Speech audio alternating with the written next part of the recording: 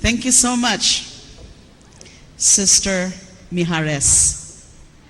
As mentioned, I'm an alumna of La Consolacion Academy, now La Consolacion College of Iriga City.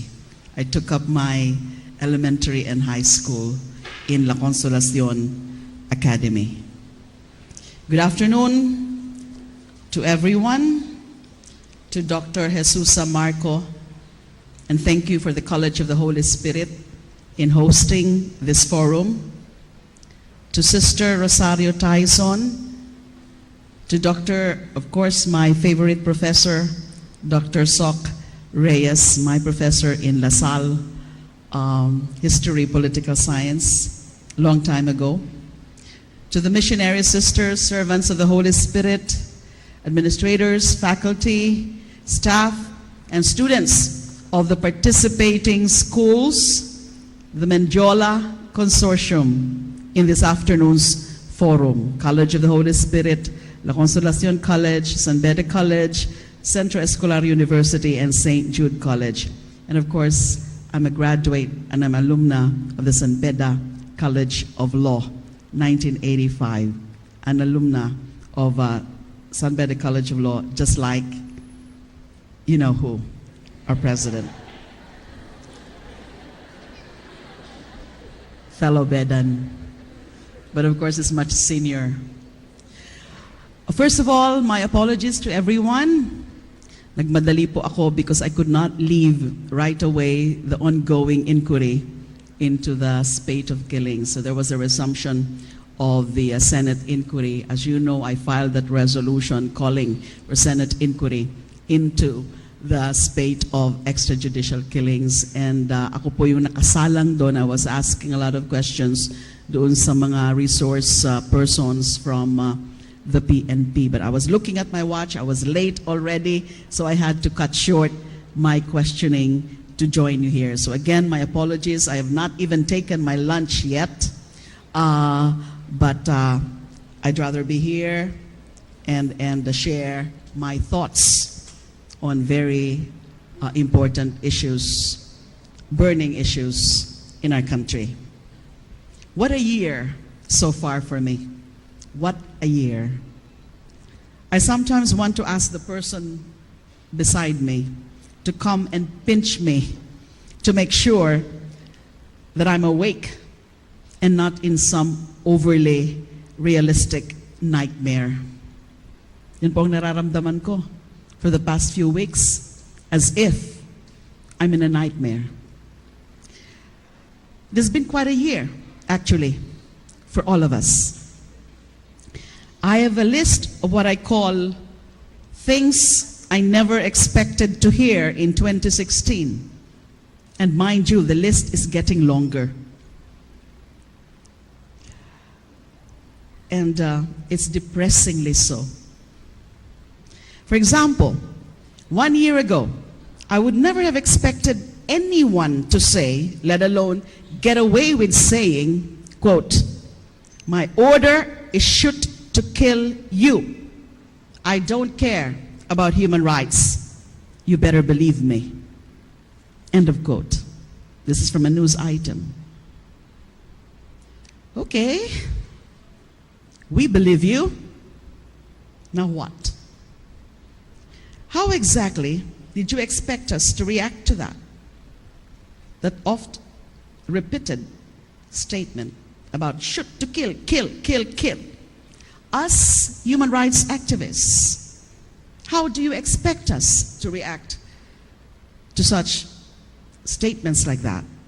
Myself, as a public official who took an oath to uphold the Constitution, including the provisions promising that the state will respect, promote, uphold, and protect human rights.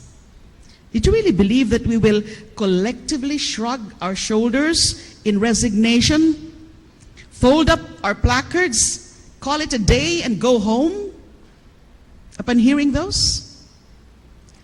How mentally imbalanced would a person have to be to actually believe that that's the natural reaction that such reckless statements would garner? Or maybe it's not a reflection of one's sanity. Marahil, ang tunay na problema ay ang pagkukulang sa katangian ng isang pinuno. The lack of simple foresight, of shooting from the hip, only to end up shooting your own toes off. Tapos sa akin, sa mga obispo, sa UN, at iba pang mga kritiko, siya magagalit? Sige nga, kung ang mga estudyante, kayo po, na mga naririto ngayong araw ay biglang tumayo sa gitna ng klase at nagsabi sa kanilang guro, Sir, aalis na ako, magka-cut class ako today. Sir or ma'am, magka-cut class ako today. How many of you, seriously speaking, would honestly expect their teachers to go and say, sige, Rody, suportahan ta ka. If you expect people to respect and support you, give us something we can actually respect and support. The Filipino people's blind support for morally reprehensible acts, much less unlawful acts, is not owed to any leader by virtue of their election. Now that the election is over and done with, do you think the balance of powers have changed? No. They are still accountable to you. We, the public officials, especially the elected public officials, including the president, are still accountable to you, not the other way around. Do you think you have surrendered your rights as against a president that you or the majority of the voters voted for? Or a plurality, it's not even the majority, but simply a plurality? No. Why? Because the president, or because no president is above the law, much less above the Constitution. Just as the spring cannot rise higher than its source, a president cannot rise higher than the people. No president, no matter how many people voted for him, is above the people. Kahit Diyos pa ang tingin niya sa sarili niya, siya po ay tao at tao ring haharap sa batas ng tao. Kahit ibinoto mo pa siya, kahit po ibinoto mo pa siya, o ibinoto natin. You are not expected, nor should you believe yourself to be obligated to defend your elected leaders' behavior after they assume power. Those acts are their own, and you have all the right in the world to voice your objection. Don't let anyone make you believe that you are complicit with their crimes just because you exercise your right to vote. Huwag ka pong maniwala na ang pagboto mo sa kanya ay lisensya niya para lapastanganin ang inyong mga karapatan at mas lalo na ang pumatay at lumapastangan sa karapatan ng iba sa inyong pangalan. Doon po sa mga bumoto. Sabi nga po ni Attorney Jose Manuel Jocno, Dean Jose Manuel Jocno, Mr. President, do not kill in my name. Not in my name. Can we say it? Not in my name. Please say it. Again, please. Louder, please. Kung talaga pong war on drugs ito, bakit ang mga mahihirap lamang ang namamatay? Samantalang, ang mga convicted o self-confessed na mga drug lords ay naroon sa House of Representatives na kapila para maambunan ng immunity.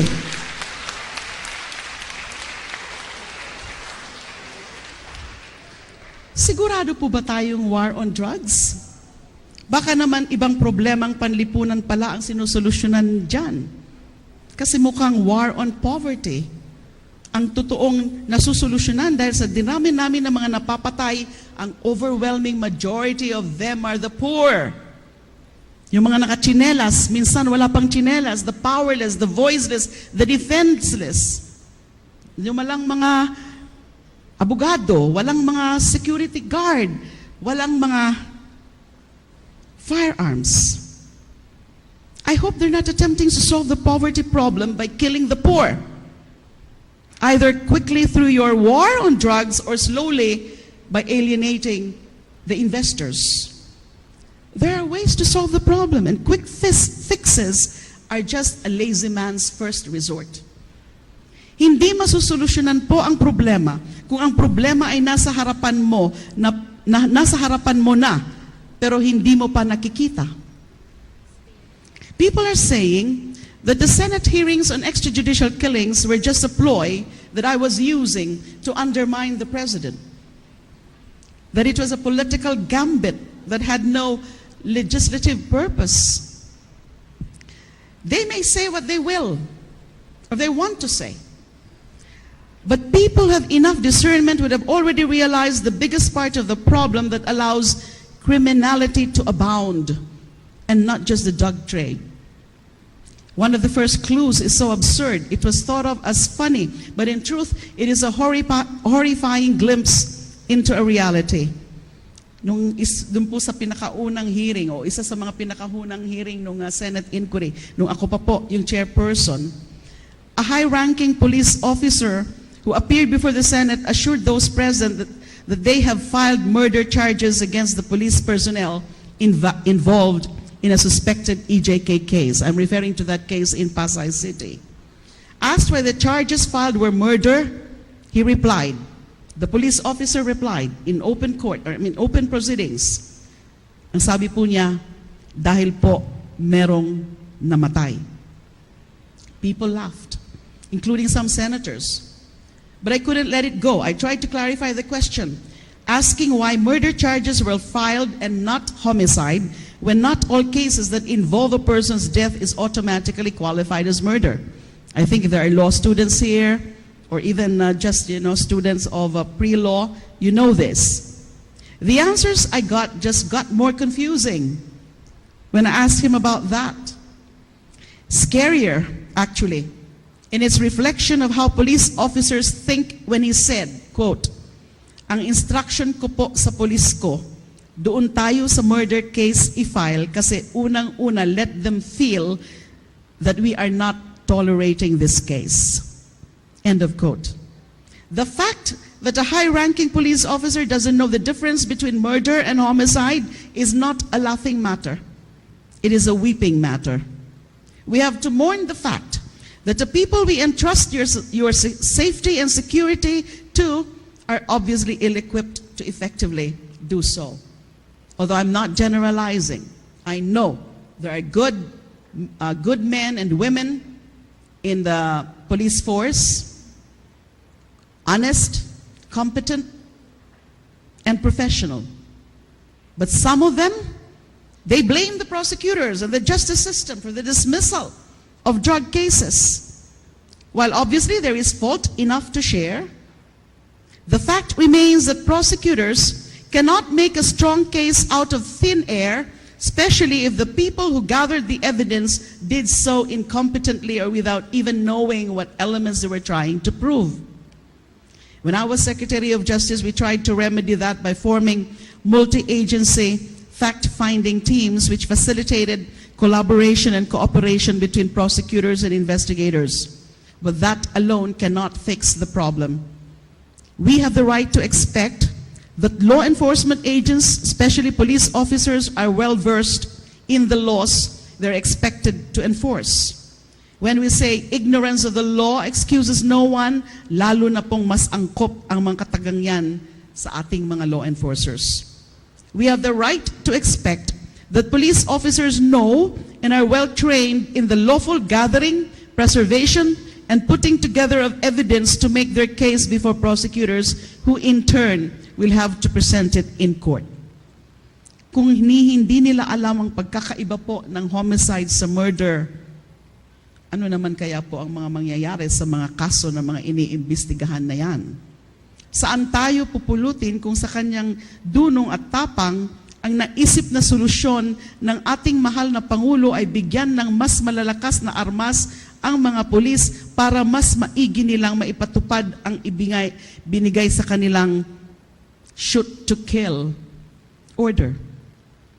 Of course, they have the right to receive enough resources, enough support from the executive department, for example, budget and other resources.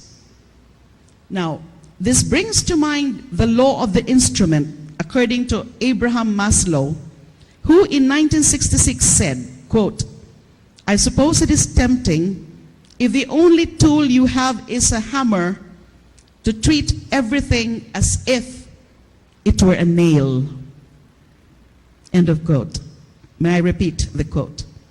"I suppose it is tempting if the only tool you have is a hammer to treat everything as if it were a nail." End of quote. Madali ang solusyon na hindi naman talaga solusyon, ngunit pagtatakip butas lamang. Yun po ang simpleng translation po doon o interpretation. Well, all you have is a gun and no knowledge of the law. All situations is a first-person shooting game situation. Kill or be killed. Pero hindi tayo magpapaloko. Alam natin na katamaran, kakitiran ng pag-iisip at kakulangan ng tamang pag-iisip ang tunay na problema. Ang tanong, ngayong alam na natin ang problema, ano po ang magagawa natin? Ako? Isang babae lamang po ako. A woman who in 2016 came to realize that no good deed goes unpunished. In 2009, as chairperson of the Commission on Human Rights, as mentioned earlier, and as many of you know, I investigated the so-called Davao Death Squad, among other alleged cases of extrajudicial killings reported by then UN Special Rapporteur on Extrajudicial Killings, Philip Alston. From 2010 to 2015, as Secretary of Justice, I tried to discharge my functions with integrity and without fear or favor. Ang dami kong malalakas na taong binangga, kabilang na ang pagsisiwalat sa PDAF scam na nagpahirap pang lalo sa mga mahihirap habang nagpasasa naman sa kaban ng yaman ng bansa ang ilang mga makapangyarihan at maimpluwensyang elemento, including senators. In my first 2 weeks as a senator in 2016, I called for a probe into the alarming rate of extrajudicial killings in our nation. Now, 3 months later, I am an accused drug trade protector and a man-eating slut who has had carnal relationships with every man that crossed my path. Perhaps the worst insult to my character, though, is a suggestion that I was stupid enough to do all sorts of illegal transactions with drug dealers after having pissed off everyone from then Mayor Duterte, former President GMA and her husband and their family, former Senators Enrile, Jinggoy, Estrada, and Revilla, among others, and still did not have enough sense to shut up about EJKs when the President threatened to destroy me politically if I don't. You all, I think, heard him. I want her destroyed at all costs. She is finished. Hang yourself. That's the President saying. Ang tanga ko pala. I never realized. I suppose I should be grateful. I thank the President and his men, especially the Secretary of Justice and some members of the House of Representatives, for pointing out to me and to the Filipino people what a stupid idiot I am. But it was to be expected, I suppose, because I am just a woman. I don't know any better. How could I? I don't have the wisdom and mental agility of my male counterparts. I deserve what is happening to me, and I should do everyone a favor by resigning, and hanging myself. Madness. I call madness on all of that. I refuse to, quote-unquote, drink the Kool-Aid. I stand before you today, my dear students, professors, sisters, a woman under attack, but not beaten, betrayed, but wiser, slut-shamed, but more proud of, and most importantly, even more at peace with my womanhood. Victimized, but an even more determined fighter. I'm here not to call on you to fight for me. While I thank everyone who has expressed their support for me, and there have been many for the past few days on Facebook, via text, and all other medium. And while I thank everyone who has expressed their support for me, especially the women's groups, I know that my battles are my own. I'm here to ask you to fight the greatest fight of our nation. The greatest fight our nation has faced since the People Power Revolution in 1986. But it is not a fight against the president, not a fight against his men, but a fight that will be fought, to paraphrase one song, behind our face and above our throat. The battlefield is actually the Filipino people's minds. Social media has been weaponized by their own admission. Humor has been weaponized by turning serious issues like rape and other women's issues into laughing matters. We have to fight back and reclaim our sanity, our moral compass, our social being, our very humanity, and most critically, our democracy. We start by knowing what we are fighting against. What are we fighting against? I say, it's alienation and dehumanization. The greatest weapon of a dictatorship is the creation of a faceless, dehumanized source of fear. In this case, it's the inanimate concept of drugs. So they declared a war on drugs. That's fine, that's good. We all applaud that. We all agree. We should end the drug menace. They declared a war on drugs, hoping that we would not notice and perhaps not care that it is human beings that are actually dying. Hoping that, as the Queen song goes, the rock band, the Queen, we would all accept, or the rock star Queen, we would all accept that poor boys from poor families whom nobody loves die all the time. And that's okay.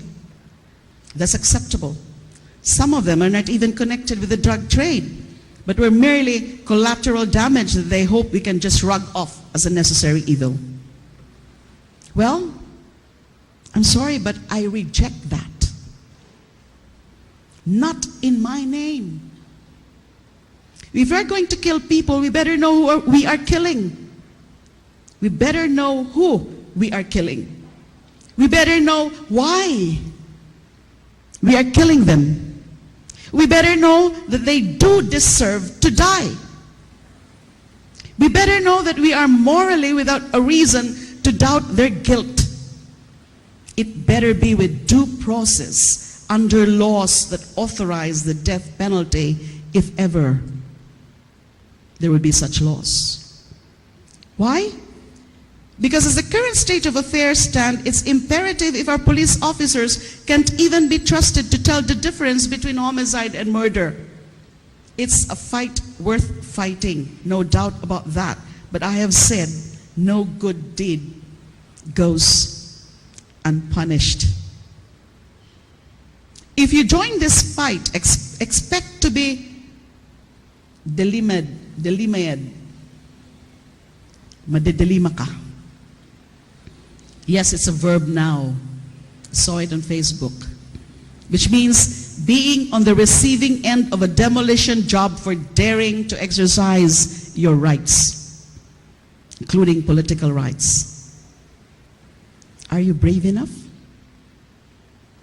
I wouldn't be standing before you here in historic Menjola if I didn't believe that of all the people in this nation, these are the people I can trust to have the courage to take on the fight.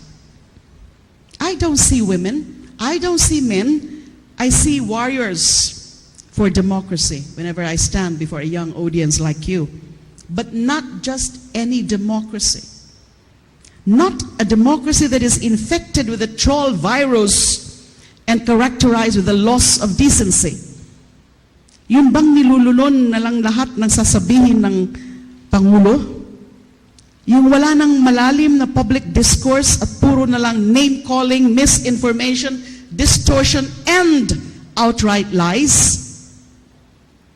Yun bang aatakihin ng isang marangal na babae at mamamayan tulad ni Miss Agot Isidro? Not by engaging her in the soundness of her arguments, but by attacking her person, her womanhood, and her inability to conceive, and thus attempting to use her pain to shut her out of the public discourse. I reject that democracy, that kind of a democracy. For I know how it is to be victimized by that brand of so-called democracy exercised by these trolls. Hindi tatsulok na demokrasya kung saan ang mamamayan ay nasa baba at sila ang nasa tuktok. Ika nga ng grupong Buklod at ni Bamboo. I don't know whether you know their songs. Nakakapangilabot pakinggan ng mga letra ng kantang yon dahil parang isinulat lamang kahapon kung gaano napapanahon ang mensahe nito. May I just quote some portions. Totoy, bilisan mo ang takbo. Totoy, makinig ka. Huwag kang magpagabi, baka mapagkamalan ka't humandusay dyan sa tabi. Hindi pulat, dilaw, tunay na magkalaban, ang kulay at tatak ay di siyang dahilan hanggat marami ang lugmok sa kahirapan at ang hustisya ay para lamang sa mayaman habang may tatsulok at sila ang nasa tuktok, di matatapos itong gulo. It's from Buklod and Bamboo. Kung ako ang pipiliin ng sisimbolo sa demokrasya na dapat nating atimin, hindi ko pipiliin ang tatsulok, baliktad man o hindi. Hindi rin ang parihaba. Medyo mga malalalim na po itong Tagalog. Bicolana po ako. Nung una, hindi ko po naintindihan ito. Hindi rin ang parihaba dahil di nito na isa sa larawan ang pagkakapantay-pantay ng lahat. Hindi rin parisukat or parisukat or any other shape that has opposing ideas. I prefer the shape of circle, for it evokes unity, a wholeness of being on different points on the perimeter, but still being on the same side, of being equals and still allies even when we disagree from time to time.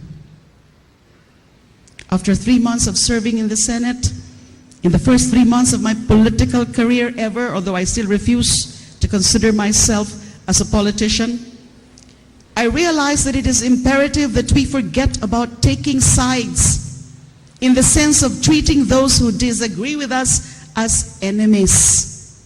Ganun o kasi ang tingin nila sa akin. Enemy daw po ako ng administrasyon na ito. It's wrong to think that just because we object, I object to EJK's we do not support the fight against illegal drugs. We are just asking that the method match the beneficence of the intent, without the hypocrisy of doing things for the people, while at the same time turning a blind eye to the slaughter of those same people. As my colleague, Senator Tito Soto himself exhibited last Tuesday when he delivered a privileged speech, when he not only suggested simple solutions to the drug problem in the Bilibid that does not entail mass extermination that I can agree with and support, he also manifested the possibility that he has changed his heart and might vote against the revival of the death penalty, because I definitely am against the reimposition of death penalty in the same manner that I am totally against EJKs. In this spirit, I ask that we all leave behind the toxicity of attacking one another every time we disagree. We as humans may technically be animals, but we are not unthinking beasts. We are sentient. We hear, we see, we sense. We are people, not feral animals. We are capable of trying to understand one another without destroying each other. Let that be the democracy we fight for. A democracy that supports human rights. A democracy that rejects extrajudicial killings, whether or not targeted at those conveniently and readily labeled as drug suspects.